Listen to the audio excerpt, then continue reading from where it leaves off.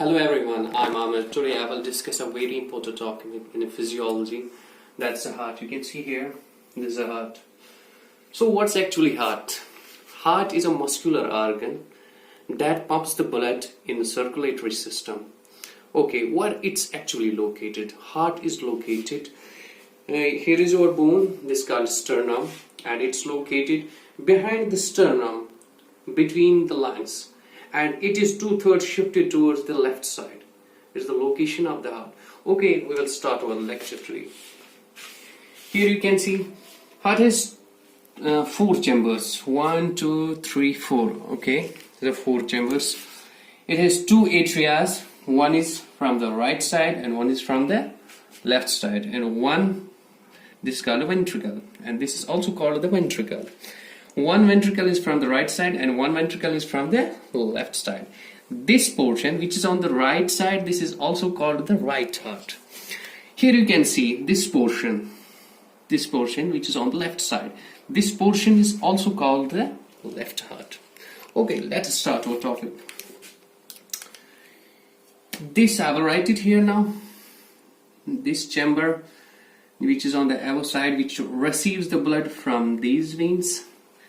This chamber, it's called right, it's on the right side, so it's called right atrium. And the chamber which is below it, here you can see this chamber, it's on also in the right side, so this is called right ventricle. Okay, so this chamber, it's on the left side, but it's also the atrium, but it's not on the right side, it's on the left side, so it's called the left atrium. So this chamber, it's also the ventricle first, but it's on the left side, so it is called the left ventricle. Okay, here you can see, first we will see what's the position of the blood in these chambers. Then we will continue our lecture. First we will see, blood is first received from 2 big veins, this vein and this vein. This vein is called, which receives blood from upper extremity, mostly the head and neck, this vein. This vein is called superior vena cava. Superior vena cava. Superior vena cava. And this vein, this big vein, which receives blood from the lower extremities. So this vein is called inferior because it's on the inferior side, so this is called inferior vena cava. Inferior vena cava here. Okay, one atrium, right atrium, receives the blood from 2 big veins, superior vena cava and inferior vena cava. This gets full. What happens with the blood after when reaching in this chamber? This blood is pushed, or we can say it is shifted into right ventricle. Okay, how it's reaching the right ventricle? There are special structures. First, this atria and ventricles, they are separated by a special structure. You can see here, this structure is called atrioventricular septum. I will write it here, you can see. Atrioventricular septum. Okay. And this structure, very important structure, focus on this structure. What's actually this is? This structure is actually valve. You can see here, it has 3 cuspids, 1, 2, 3 cuspids, and it's a valve. So this valve, which contains 3 cuspids, it's called a tricuspid valve, which is between atria and the ventricle. So this valve is called a tricuspid valve. I don't have the space here, so that I will write here, so I'm making the different terms. Tricuspid.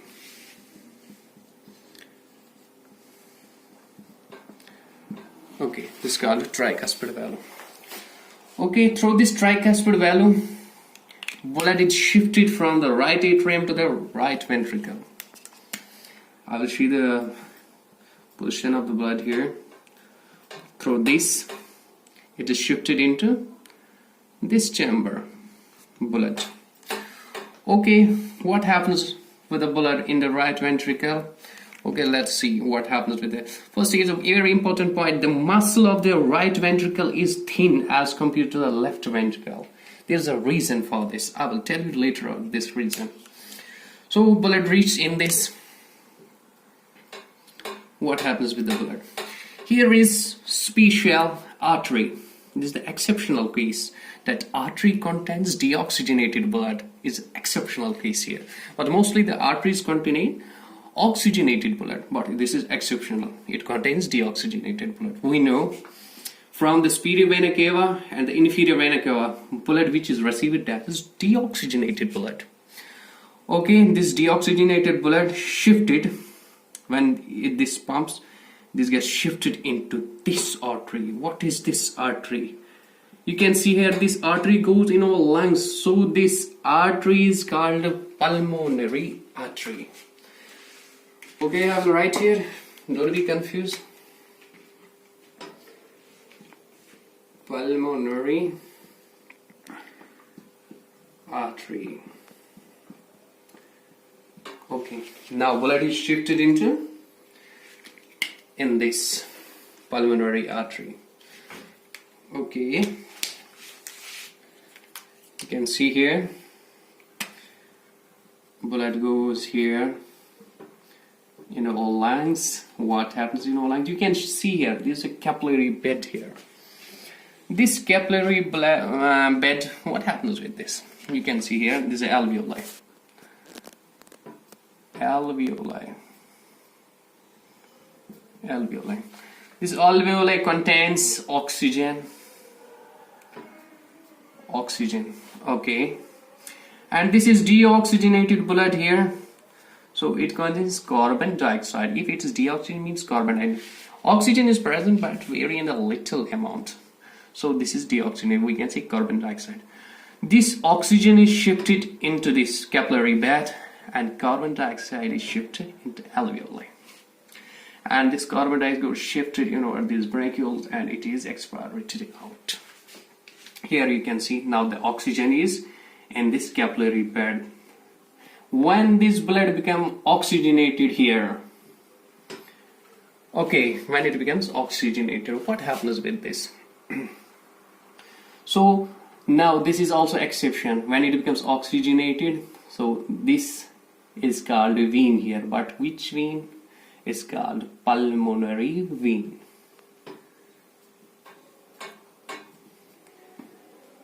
Pulmonary vein. This is also exception. We have already heard that veins contain the oxygenated blood, but here this vein contains oxygenated blood is exception. Now this oxygenated blood goes all the way down. Here you can see, and goes here. There are 4 veins. There are 4 veins, and this whole blood goes shifted, and it is shifted into left atrium.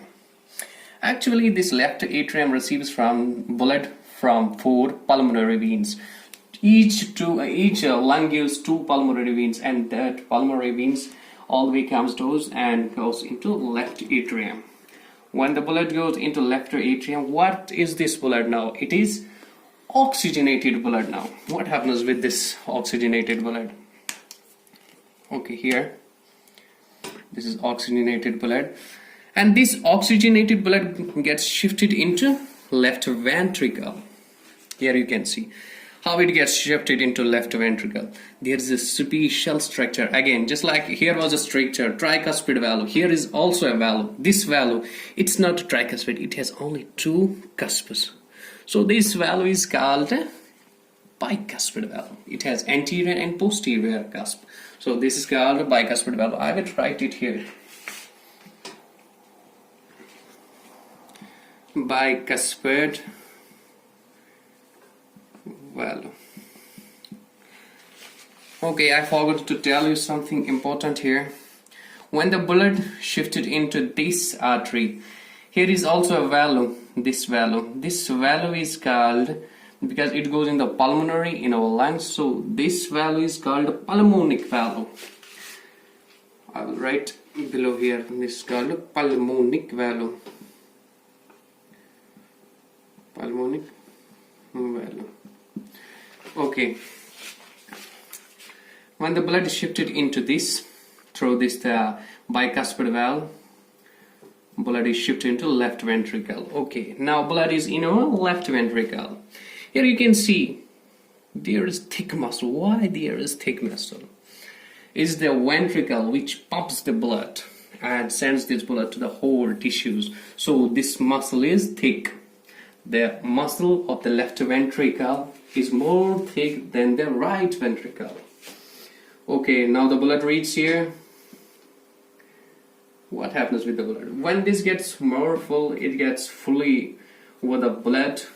Here is others, you can see other big artery. This big artery is called aorta. This is called aorta. Okay, this big artery goes aorta. It arises from the left ventricle, but this pulmonary vein arises from the right ventricle. There's a difference. This aorta arises from left ventricle. Here is also valve. You can see here this valve. This valve of the aorta, this is called aortic valve. I will write it here. You can see. This is called aortic valve. Aortic valve. Okay.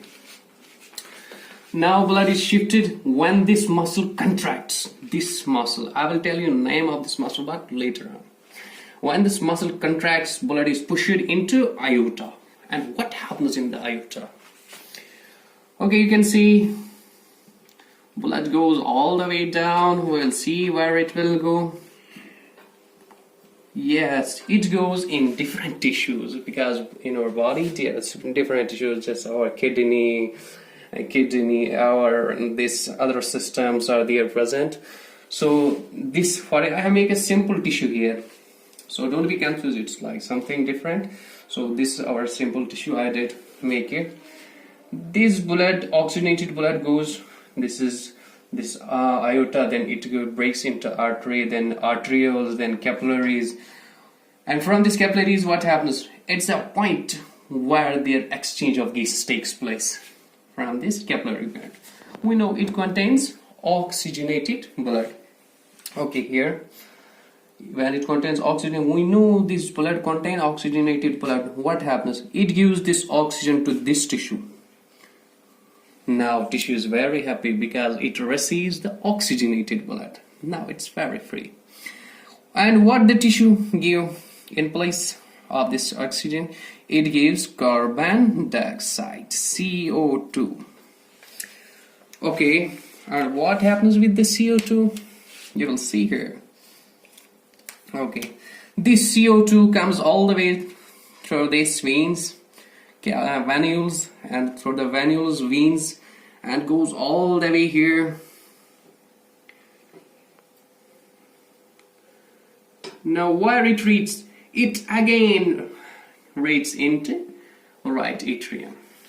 Again, this carbon dioxide, the blood which contains carbon dioxide, again it reaches into right atrium. Now again, this right atrium is received from the blood, but which blood? That's deoxygenated blood. Same procedure comes again and again. These are actually circulation, but the circulation here you should notice here. The circulation from here, when it receives the carbon dioxide from the tissue, goes all the way here from right atrium, right ventricle, and goes in our pulmonary here, all lungs. And this whole structure which contains deoxygenated blood towards the here lungs. This circulation is called pulmonary circulation.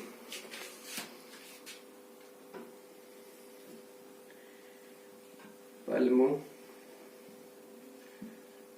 circulation. Okay, the circulation is called pulmonary circulation. From this lungs, when it gets oxygenated and this oxygen is supplied, you can see here, this oxygen is supplied and it goes first in the left atrium. From left atrium left ventricle, and through this it goes into aorta, and this oxygen is supplied to our whole tissues. This circulation from the left ventricle, or we can say this oxygenated blood, shifted into our tissues, and this is called systemic circulation. What's actually systemic circulation? It's the circulation when the blood gets oxygenated, and in this oxygen is supplied to our whole tissues, whether it is we can say other tissue like the kidney tissue or other tissues. When it is received this oxygen by other tissues, so this circulation is called systemic circulation. This is a systemic circulation. Okay, you see here, this is a tricuspid valve, and here is our strings that's called heart strings.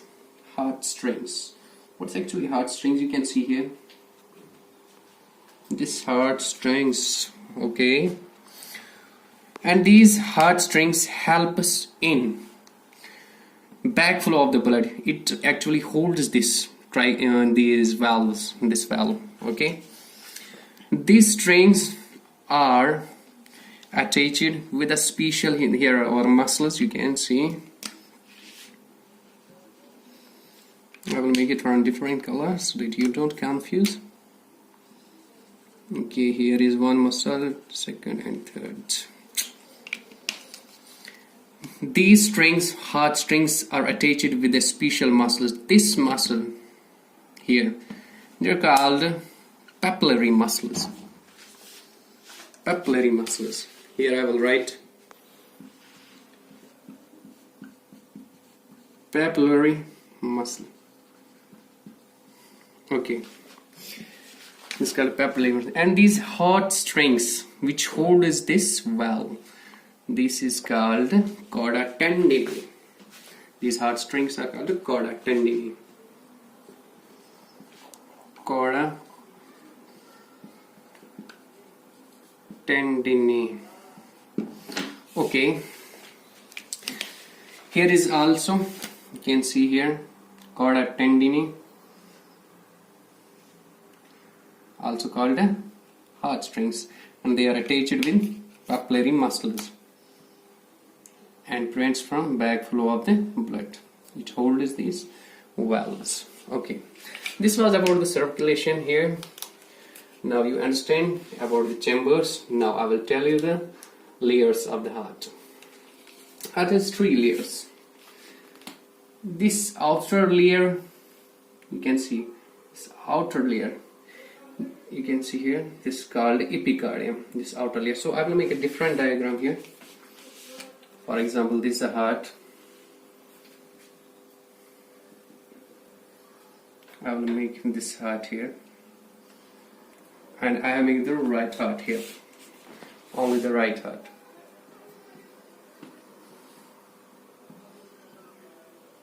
Right heart, so that you will understand what are the layers actually. This outer layer is called epicardium.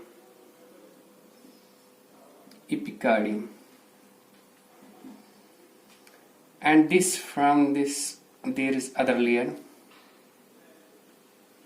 this layer, which is thick from the left side, and this layer is called myocardium.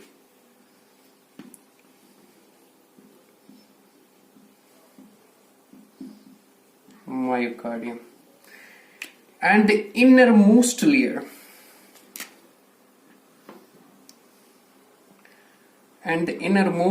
of heart,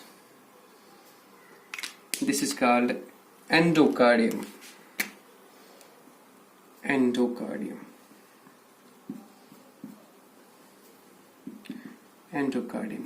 This was actually about the layers.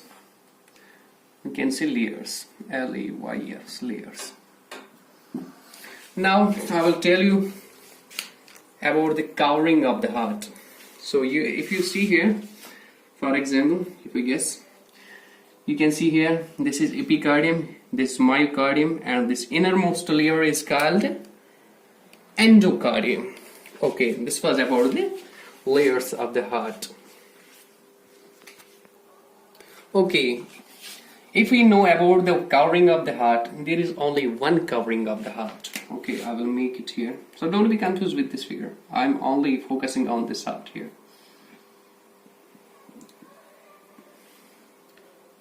Here. So you don't, here is no any space here. So you will consider here. There is only one covering of the heart. So I will make a mini diagram here. You can see here. For example, this is a heart.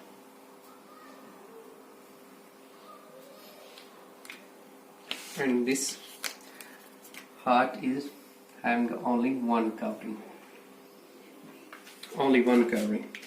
And this covering, this only one covering is called pericardium. It's a covering of the heart. This is called pericardium.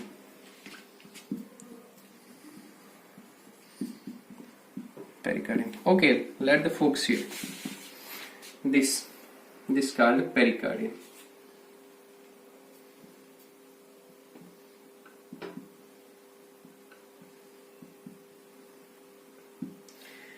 And this pericardium is divided into two. Here you can see this. This is pericardium. Pericardium. It is divided into two. One is fibrous, one is outer, and one is inner. Which one is outer? Outer is fibrous. Fibrous layer. And this is serous. Inner is serous. Serous layer. Outer is fibrous layer. And this serous is further divided into two. One is parietal and second is visceral. Don't be confused. I will show you this also. Outer is fibrous, inner is serous, and serous is again divided into parietal and visceral. Okay, look here. This is the covering that's called pericardium, but outer is, this is outer, so outer is fibrous. So this is fibrous. So this is fibrous. Fibrous layer. Okay, now this is complete. Now we have start this inner. Inner is serous, but it is divided into parietal and visceral. Inner is serous. It is divided into parietal. Parietal is this layer which is below this fibers.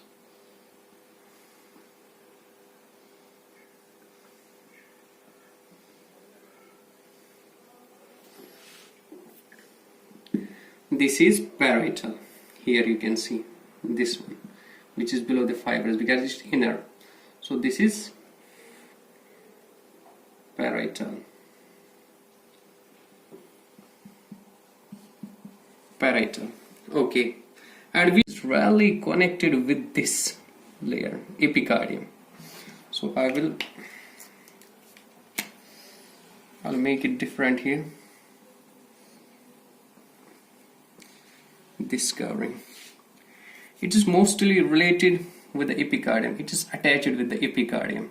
This visceral layer, innermost layer. Here you can see.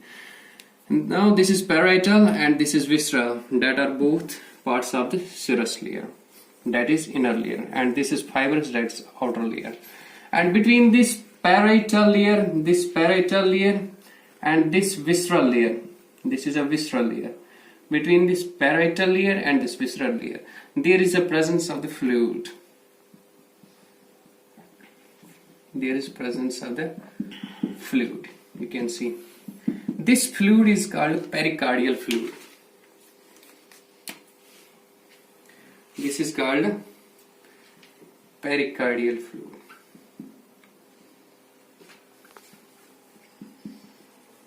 Pericardial fluid. Okay, this was about the coverings and the layers of the heart. So, hope you enjoyed this lecture. I will come with the next lecture with a different special topic. Hope you understand well. Thanks.